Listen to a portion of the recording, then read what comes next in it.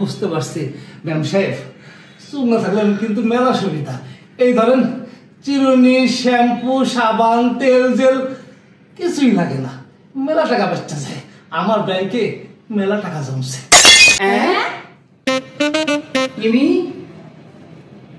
তুমি বলে কোথায় যাবা? মা কি আর যাবো বলেন, চুল আঁচড়াচ্ছি, মানে একবার আঁচড়ালে এতগুলা চুল উঠতেছে, কেমন লাগে বলেন তো? আরে এই সমস্যা তো আমারও, আমি তো আঁচড়াবার আগেই চুল ঝরতে শুরু হয়ে যায়। আমার আর ভালো লাগে না মা। কি যে একটা সমস্যায় পড়ছি না। আরে মা, তোমরা তো তোমাদের চুল নিয়ে, আমি তো টাকলা হয়ে যাচ্ছি। দেখো দেখো দেখো, ও মা গো, কি যে করবো মা। আমি বুঝি না, টেলিভিশনে দেখি ডাক্তাররা এক এক সময় এক এক ডাক্তার এক এক কথা বলে। এক ডাক্তার বলে চুলে তেল দেবার দরকারই নেই। বাবা কত কিছুই তো কত ভাবে দিচ্ছি, কোনো কিছুতেই কিছু হচ্ছে না।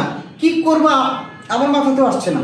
এই টেনশনে মা আমাদের মনে আরো চুল পড়ে যাচ্ছে। হ্যাঁ তাই তো। একদম ঠিক বলছো, একদম ঠিক। খালাম্মা কিছু মনে না করলে একটা কথা কই। কি? আপনারা সবাই চুল ফালে টাকবেল হয়ে যান, তাইলে আর কোনো সমস্যা থাকতো না। ওই যে আমার ভাইজান আইসা পড়ছে। যা যা দরজা খুল।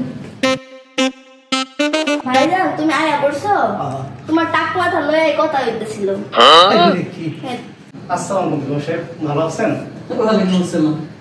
ভালো আছি। কি বলতেছে তোমার মানে? বলতেছে আমরা সবাই বেল মাথা ঘুরে ফেলাইছে। বুঝতে পারছি ম্যাম সাহেব, চুল না থাকলে কিন্তু মেলা সুবিধা।